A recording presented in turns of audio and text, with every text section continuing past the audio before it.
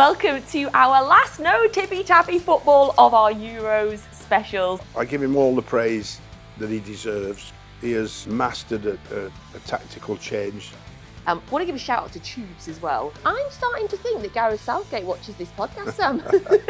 If anybody outside the 18-yard box does that, it's a foul. So why is it not a penalty? The big moment. Give us your prediction for Sunday. Welcome to our last No Tippy Tappy Football of our Euros specials, brought to you by William Hill. Thank you for joining us again, and welcome, Sam. How are you? Well, after a quick trip to Spain and watching the football out there and watching how well the Spanish have done to get to the final, and all my friends taking the mickey out of me saying that England are not going to get there, we're finally there after last night. So the message, a lot of those saying, it's coming home. I don't like using that phrase too much because it does grind on me a little bit. But I thought I'll just drop them all that message through me WhatsApp and that. And of course, it's going to be a really great Sunday, and I'm absolutely delighted because I can go out on this podcast and say that, like many people, myself included, I have forwarded some criticism to Gareth on more importantly substitutions more than anything else. Not so much selection, but more on substitutions, and I think that a lot of the time as well, the possession has always been too slow. They were my two big things, and I think that. And finally, the last one was maybe some players that are not quite in the position that you would get the best out of. So I give him all the praise that he deserves because he has mastered a tactical change yesterday. He picked a team where we're all saying it. You don't need to be me in football all your life to show what Phil Foden did in that game, what he's capable of, how he terrorised, particularly in the first half, how he terrorised the opposition and Holland, and then finally substitutions were fantastic. And I said many times that England is the best squad in the world at the moment. Sometimes it might not be the best 11, but is the best squad, and using that best squad would be very, very important. And finally, he used it. He used it well up to now because it's kept us in the tournament. But we're all saying maybe a little bit lucky because it was right late on and stuff like that. But yesterday in the game, it was just made it so much more of a joy to see him, one, play well, particularly in the first half, and two, to win it in the last minute. So this team can go right to the end. You remember the old Fergie time? Oh yeah. You know how many times? Then it's the teams at the top can do it in the last minute, can go into the last minute. So, but using the substitutions was this time the best he's done in the tournament for me, and in the end it paid dividends. And when you go back to see why he should do it, and he should continue to do it, is if you listen to Jude Bellingham. His interview after the game, he's 21, and he said, "I'm absolutely delighted we didn't go to extra time for another 30 minutes because I was tapped out." So that just shows how important it's been, and how important it is that England won it in the 90 minutes. Because if they'd have had to suffer another 30 minutes and then got through, that would have caused a lot of problems for the players. Physical and mental state going into the final on Sunday against Spain. A day less recovery and all this stuff would play a big part. That people think or sometimes say, well, the young men, they should, they get paid a lot of money, they shouldn't be tired. It's impossible physically and mentally not to be drained in an international tournament. So rest up, lads, and recover and get ready. And obviously for me, Jordan Pickford is a master at his craft, and the stick he's had, like many people, has shown, told everybody, and Gareth's faith in him has been outstanding from the time I left, which Jordan has been kept on, and also by the goalkeeping coach Martin Margerson, who used to be at Man City. Yeah. So Gareth was wise enough to keep him on, because the pair worked so well together at Everton, and I think that he's there. He's still making sure Pick's on top of his game, and everybody in the team has proven now that we look like a team of that can be difficult to be beat, can win however way we need to win. Sometimes just winning is enough, but we'd like to win in style if we can. But if we can't, let's just win this one. All the plaudits are, all the history's being made. So perhaps myself included, should get a slap on the face and say behave yourself, and enjoy the moment, like you mean, because it's the first time we reached a final abroad in an international tournament, and we haven't won anything since '66, and we've been blessed by having semi-finals and finals over the last few tournaments, like you mean. So the only thing I can say about that is I'm jealous, because I was there, and it's a long time ago, like you mean, but I really enjoyed that England do get there and have got there. I would like to thank Ollie Watkins as well, from all of the parents in the country, because the amount of kids that were up last night watching it, my son was watching it. We took him to a local pub with all his friends. They had, honestly, I think one of the best nights of their lives. Yeah. But I was thinking, oh God, if it goes to extra time, do we stay? Do we stay and watch extra time? Do I get him home to watch extra time? Will he leave? When he scored, all of the parents were double. I cheered, Sam. I cheered that goal because I thought, yes. What, for the goal, or so you can get your Yes, I don't need. He doesn't need to step. And God, he was cranky this morning, Sam. So good luck to all the teachers in the country as well that are dealing with the millions of children that stayed up to watch that. Also, I don't think people don't need to slap themselves, I don't think, for criticising, because in the earlier games the criticism was warranted. So I always try and feel it was constructive, like you mean. Yeah. You know what I mean? And I got a bit sick of repeating myself, but eventually at the end of the day, I've been in that position, and it's massively difficult. No matter whether you're Gareth or any other manager, me or any other manager, and I was only there for the game, but any other manager before them that I spoke to before I got the job, saying, Sam, it's the best and worst job in the world. So, the pressure is unbelievable. But the beauty of it is the squad that he has. Unbelievable. And when you look at the changes, and you look at the changes of that squad in such a short period of time, it's quite remarkable, that we're seeing this squad, and we're seeing, Rashford and Grealish out of it, you know what I mean? And, no Maguire. Sancho was in the final. No James. You know what I mean? There's like 5 or 6. You'd have thought still been searched. Not old. They're not old. You know what I mean? They're still like maybe late 20s. They're not like sort of in the 30s. So what a change around, and of course Palmer and Mainu, and they make an impact, like especially Mainu. I mean, wow, 19. Shout as well. Do you know he's from Stockport? Phil Foden and Kobe Mainu, both born in Stockport. Shout out Stockport. It's not just them two. There's another one, 2 or there's about 4 or something like that. Yeah, I saw on the news yesterday. In this particular area, they did a bit of news on this particular area. So I grew up in Stockport. I went to school in Stockport. So yeah, wow, can't believe good things have come. Well done, Stockport. Well done, yes, love that. It's the first time you've said that, isn't it? Yeah, I grew up in Stockport. Yeah, kept it quiet before then. Come from everywhere, me, Sam. You know, I can claim everywhere. Where are you watching it Sunday? Are you gonna have a party? No. It's always no aggravation for me, and quiet. And maybe I might watch it with me, my son and my future son-in-law. Maybe I might come down, and the girls might, have a drink in the barn while we watch it because they're not that keen on it, like you mean. But it's going to be a big occasion, and will we do it?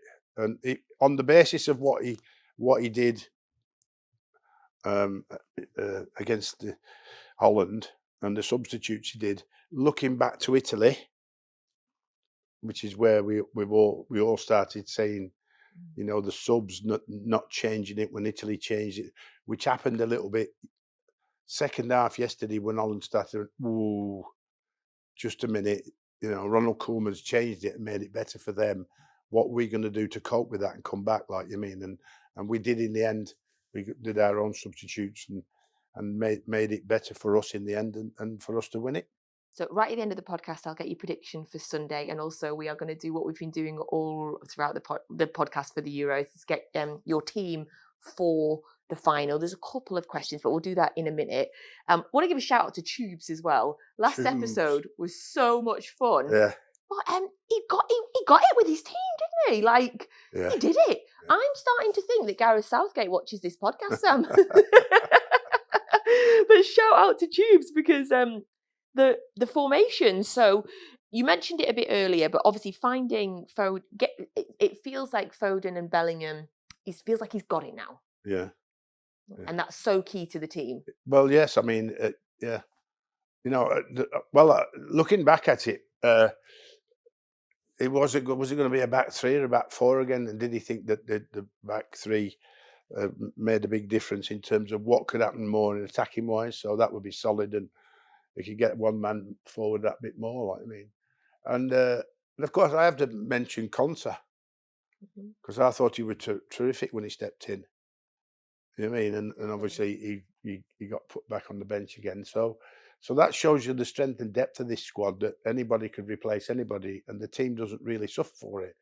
And I think that I think probably more than likely he's gonna do the same again. And we've all seen the benefit of that from an attacking point of view, as well as a defending point of view, because there's not a lot we could do about the goal. I know they can say, well, he should have shut him down. He should have gone. I mean, he's hit it from 22, 25. I don't have to say meters now. Nobody knows what yards is anymore, do they? Yeah. So, and I think that it was an unstoppable strike. So, but defensively, extremely solid again, and that served them well in this tournament. Let's have a chat about Ollie Watkins, because obviously he came on with 10 minutes to go and scored the winning goal. Again, what a goal, what a finish, what a moment for him.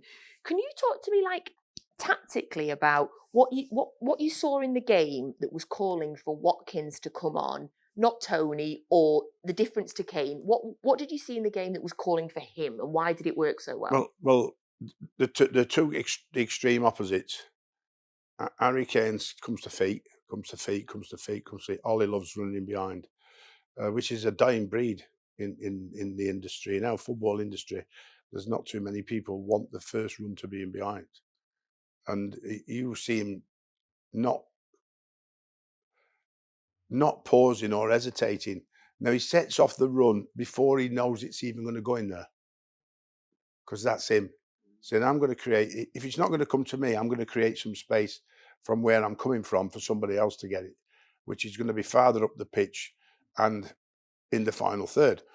But obviously the quality of the ball in from Palmer, he saw him running and he picked him out. Now, the difference between Ollie now and Ollie 3 seasons ago is that he didn't have the ability he showed last night, which I think shows how much work he's done. I think it's like a bit like a Ronaldo. It's a constant. He constantly works at his game to improve himself. And I think that taking it in one movement and opening himself up to get the shot off wouldn't have happened as much 3 seasons ago, before when he first joined Villa from Brentford. So he's improved, and that's why he's got 19 goals. So his variation of goals is headers, shots on the angle, tap-ins. So he's got his best season, as he said, ever, and he's topped it off by getting us in the final. But the quality of the goal shows how much he works on his touch and how quick he can move in a tight area to get off a shot, which is paying dividends, obviously for Aston Villa, and in this case for England. So full marks to him. His ability and his energy to run in these channels and create space, even though sometimes he doesn't get it. Sometimes they don't pass it to him. Like he still creates a problem for stretching defences. So, you know, when will he come on Sunday? Because I think he will at some stage, and I'm not sure Harry will be fit, because I think that foot took a bit of an hammering on the penalty that he got. I think that when you kick with the bottom of somebody's boot with that much force, because his boot's coming this way while Harry's boot's coming that way. Yeah. And that's on the top of the bridging foot. But I'm sure that the medical staff will be jabbing painkillers. What did you make of that penalty? Well, I don't see a problem in it at all. See, look this way. If it's reversed, if the forward leaves his foot there when the defender clears it, it's a foul. If anybody outside the 18-yard box does that, it's a foul. So why is it not a penalty? It's still a foul. I think I couldn't agree less. if it's given inside the box, yeah. In terms of the defender getting it, if it happened to him, he's clearing it, and Harry comes along there and goes with his boot like that, and his boot goes through the line, and he falls. It's a free kick. So in the reverse, it's a penalty. There is no different. Just because it's a penalty, there's nothing in the law that says because it's in the penalty box and it might be a penalty, you shouldn't give it. If it's a foul, it's a foul. I just didn't see it as a foul. I thought the defender was challenging, which you've got to do. But yeah, but he didn't touch the ball, didn't get the ball, and he's follow. You see players play the ball, right? Play the ball cleanly, follow through on the player, and get sent off. That's how stupid the game is. And nobody will care how England have played if they go on to win it. And it does feel like they've got I feel like they've got the look. I feel like it's starting to feel like it's like there's something like a film script written along the way. But we will see, and we'll get your. But what we have to say, soon. Natalie, is this: whatever we say, I've not seen too many great finals in my lifetime. Yeah. So whatever everybody's imagination has taught them to forget and said, look at that. There's never been in my lifetime I've sat down for a final, the Champions League final, as well as the World Cup final, yeah, as well as the Euros final, as well as the FA Cup final sometimes. It's been not, more often than not, it's been about, not that great, but ultimately at the end, somebody changing the game at a certain point that's won it for one team or the other.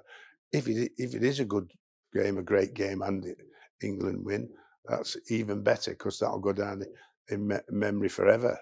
But if it's tactically tentative in terms of both teams are a little bit scared of each other and play a bit more negative because none of them want to lose it, those who are brave enough will hopefully win. We'll get your team in a second. We'll get your prediction for Spain. We'll have a little chat about them as well. Before we do, though, one last question before we move on.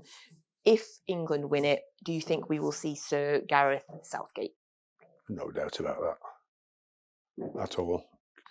You can't dish out all the honours they've dished out recently for sporting people and not give him a knighthood. Will he accept it?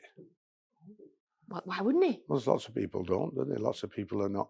I feel like that's not Gareth, is it? Oh no, not Gareth. I don't think so. But I don't know about. I wouldn't have thought so.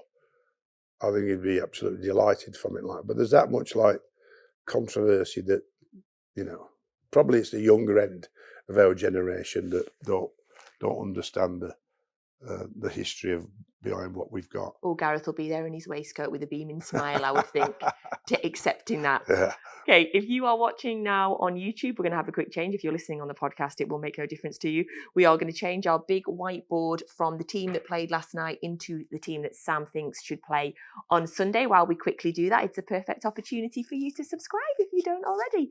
Get on to, if you're listening on the pod, go onto YouTube and subscribe for me, please. If you're watching on YouTube, go onto the pod and subscribe. We would very much appreciate that. Right, let's have a quick change. So for us, that was a very quick changeover because there's not many names that have changed on Sam's team for Sunday. So let's have a look now. So Sam, just the one change for you? Yes, I think that you're sticking with the back three, based on the fact that our best 2 games in the last 2 games have come from that.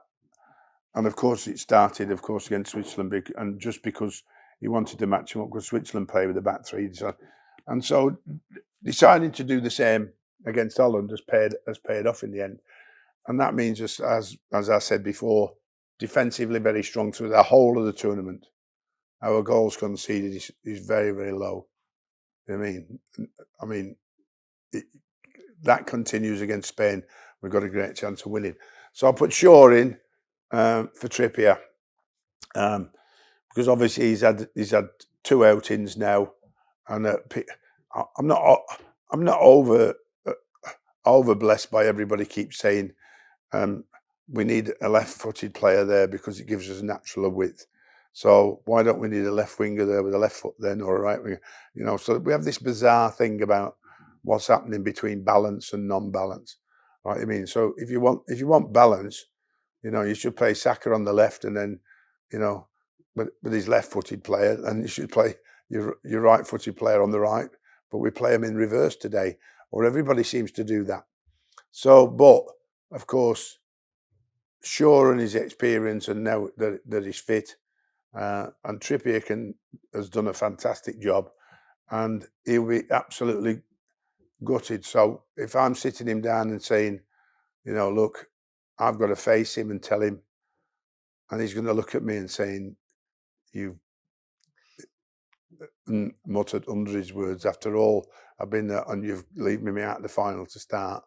I tell you, that's some decision you have to make. That's some meeting you have to do. But you have to do it with your staff for the best you possibly can. But he's going to get on. If it's that way, I've got a feeling it won't be. It'll be Trippier still, and Shaw will come on. I have to say I'm quite surprised how well Saka's done as a wing back. Really, really, really, really good. And continue doing that, and it makes the back three work. And what it has done, and it is freed up. It's freed up, as I always said, playing with the back 4. So Gareth's still got his 2 in midfield with the back 3, which he's always liked. He's never wanted to stray. I've been saying all through the back about just using Declan Rice in a 4-3-3, and then that could get Foden in the middle. But obviously those 2 now, Kobe Mainoo can't be left out. So he's producing a lot of good football, and he's also getting forward as well, which has freed up Bellingham and Foden in the right positions, not in wide positions, just inside. It's almost a square midfield, 2 sitting and 2 in more advanced, like you mean. So they can interchange the movement. Harry's bound to start. Because Gareth doesn't drop Harry. It's a final. But really important then that obviously. But he's now substituted him, and he's going to be substituted again, I feel. And I say this again with a sad heart. He hasn't looked the best in this tournament for what Harry is capable of, and what we know he's capable of. Obviously, he's scored some goals, but his normal hold-up play, his normal coming deep and passing play has not been the level we know he can play in this tournament. He's also had a massive, I don't know how bad the knock is on his foot, but that could be severe, heavy bruising. Hopefully it's not a cracked bone, because that can easily cause a fracture when you've smashed through somebody's boot. So I think he'll start. And then, like everything else, like every coach or every manager, the timing of your substitutions will be critical. We've not put the Ivan Toney sticker on the subs bench. Well, But he'll obviously be we there. need that He'll because be he's there. had an But I mean, yeah. he'll be there. But I mean, after what Ollie Watkins has done, and they must have talked about that quite a lot before they did it, because look at the impact Ivan Toney had. So it's always difficult. But I like what the players are saying. I like the players are saying everybody's ready to come on when needed. Everybody is united for the same cause, and that is an incredible thing to achieve in a camp where people think, I could be on my holidays now. I'm not getting a sniff. You know what I mean? Why am I here? You know what I mean? But the experience, even if you're not playing, and what they're doing now is absolutely massive. And you never know. Be ready, and it looks like that's gone across the camp, and it looks like there's no fractions between anybody. It looks like they're all pulling in the same direction. It really does. And that's really good for morale, good for team spirit, and then if you get your chance, be ready. Mm-hmm. There can be a tendency, I think, if you're a player and not used, to overindulge a little bit, eat a bit more than normal, or I'm not going to be used. They're obviously controlled in terms of what they eat, but when they're having the downtime and when they've got a lot of time when they're not even being played, what do you do? How do you cope with that downtime? Because obviously it was one of the biggest problems that we talked about when I was there is like cabin fever. Yeah. Because that's a massive problem for the team. If people get cabin fever, they can't perform to the best. And it looks like I believe Ed Sheeran did a bit with them, didn't he?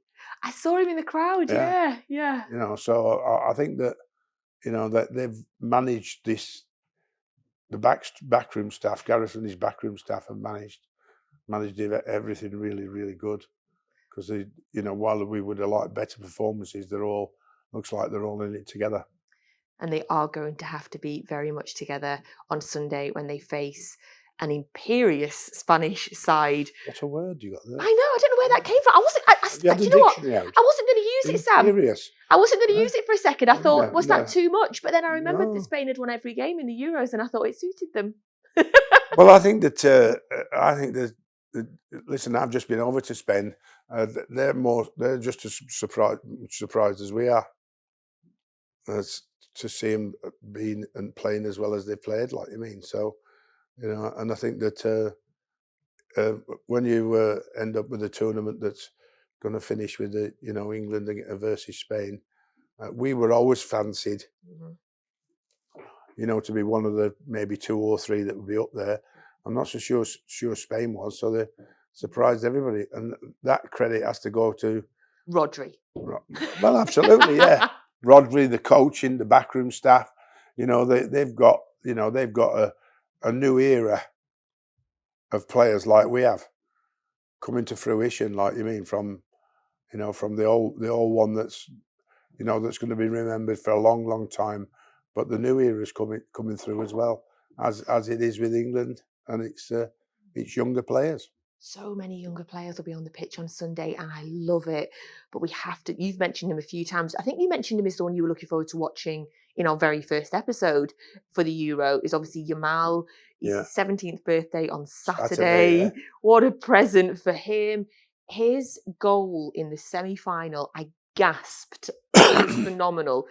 England are going to have their work cut out to... Yeah, but Foden should have had a goal like that, just exactly the same yesterday. So he's unfortunately hit the post. Yeah. So it was like a carbon copy, apart from it was 2 inches the wrong side of the post rather than 2 inches on the inside of the post. So, yeah, it would have been... it was very, very similar indeed. So, well, I can say it as a coach. I can say it all day long. My time on the pitch would be... he wouldn't be getting on his left foot. So that my focus would be, my fullbacks are supposed to do what first? Oh, defend. Correct, thank you. Thank you. Nobody talks about that 2 anymore. years, I've got that. Everybody goes, fullbacks need to get forward, they need to be good on the ball, fullbacks are defenders. Their job says, well, I am a defender. So I have to stop one of their best players that would normally be in the team from playing first. Yeah. So if I'm going to stop him, I'm going to have to stop him on his left foot. I'm not going to let him get on it. And I'm not so sure as coaches that's emphasised enough today by saying, right, we've got from now till Sunday, and saying, look, you know, there won't need to be a lot of practice because they're intelligent enough by saying, look out. It's a bit like Saka's the same, isn't he? Everything's dip to the right, come in, dip to the right. Occasionally, he does go down the line and make it difficult for the defender to suss it out and gets in. But you have to do your best to stop him on his left foot, and that's doubling up more often than not. So the person who plays alongside you or with you in the wider area needs to be doubling up in those areas, because if they're the most dangerous players, you're going to have to block them off. I heard Gary on after the game yesterday, and it's right about service. So if you stop at source, and that's stopping their midfield play, that's stopping your Rodris and all them. So you're going to your midfield players. Look, your job today is arm out of possession. He's not playing. Arm out of possession. He's not playing. Let the centre halves have it. And if you stop that source, then you stop that. So the defending against the winger is less and less and less, and easier to concentrate on. That's the side of the game that's never talked about much anymore. Yeah, I don't see how they stop. I don't see how anybody stops Rodri. Rodri is so phenomenal. His record is insane. Obviously, beaten in the FA Cup final and Real Madrid in penalties. That was it last season for that man. Love him. And also what I love about that Spanish team is they've got Jesus Navas, who I think is 37. And I think I read that he's older than Yamal's dad. He's also in the team. That's amazing, right? That's a stat, isn't it? It's a brilliant stat. I was like, what? Wow. So it's an exciting team. It's going to be a really exciting match. Obviously, Yamal came up Barcelona, another Barcelona wonder kid. Barcelona also brought through Olmo, who's benefited from Pedri's injury. He was a Barcelona kid, but I think he's at Leipzig now, with a release clause that apparently ends in a few days. I'm sure every big club in the world is looking at him. Well, would he want to leave though? Will he want to leave? If he's going to leave, somebody must be doing the business. Would have known that before this tournament. Most football clubs would have known that before this tournament. So if they've waited this long, they've waited far too long. They should have done that ages ago. You know what I mean? So, but you know, there we go. But I mean, you know, there's a lot of managers tell you not to buy players from international tournaments because they play well above themselves, and some have failed miserably when they have been bought. And you know, but then again, top quality players in the Premier League are at such a shortage. You have to scour the world now. It's not like most of the time it was just the British Isles, then British Isles to Europe, then Europe to worldwide. Like you mean, so that's how much it's spread. You know, when you think back about when I started, you know, Europeans were a non-entity. And then one or two popped up.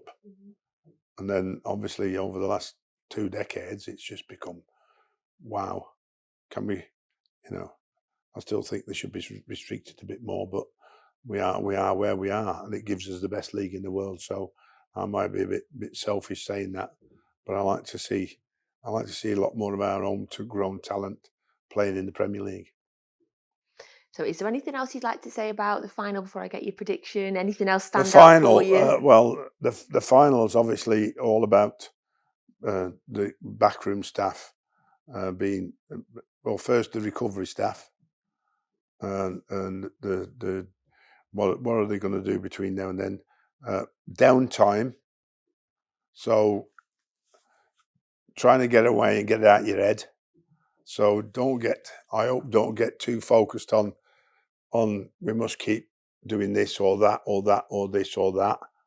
The players have been together and the players have heard the backroom staff talking. So it's a balance between enough and too much or not enough. Just that right balance of the right information, the right tactics, the right recovery. So none of them have to really train together that much. For me, it's about individuals being put together that need a little bit more of that. These need a little bit more of that. These need just to chill out and relax. You know what I mean? These, Right then, give us. Hey, should we have a day off though? Monday. Yeah, I think the whole country should That's just have a morning off. On the news before I came about. Why are we even talking about it? It should be done. Should be done. Who's got the power to say that? Well, I don't know. I suppose it's the government, isn't it? Yeah. You know what I mean? We don't want all those miserable buggers who are only interested in making money in the business and are not England fans. They're going to be saying, no, I'm not giving you a day off. Keir Starmer's first big announcement. He gives the country a day off. Well, he'd get a lot more backing behind him, wouldn't he? Eh? Don't get me into politics. We haven't got long enough for me to talk about politics. No, this is a completely separate podcast. Sam does politics. Okay, the big moment. Give us your prediction for Sunday.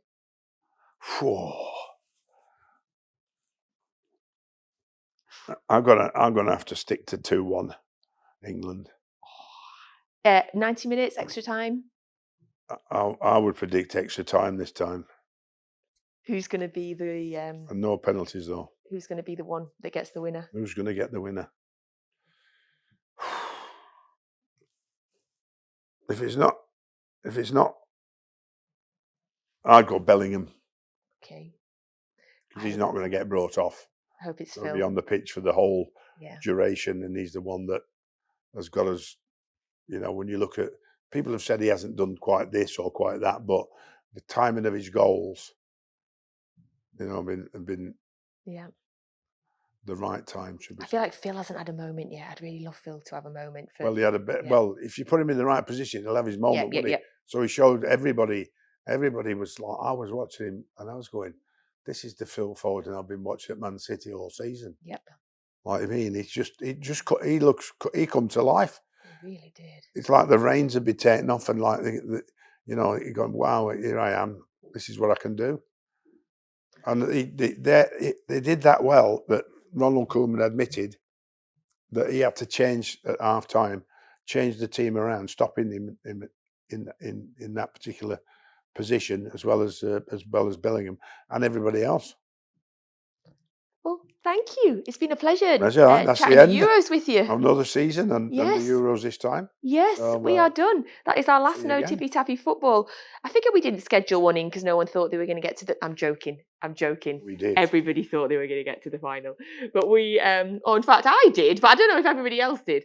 Thank you very much for joining us on No Tippy Tappy Football, brought to you by William Hill for our very special Euros. We'll be back next season. And in the meantime, do subscribe, rate, like, tell a mate, do all the things. And also, if you don't follow us on Instagram, follow us on Instagram, because in a minute we're about to get Sam to film some special stuff just for our Instagram, so you can follow us on there as well. So enjoy it on Sunday. And yes, enjoy Sunday and the rest of the summer. Thank you.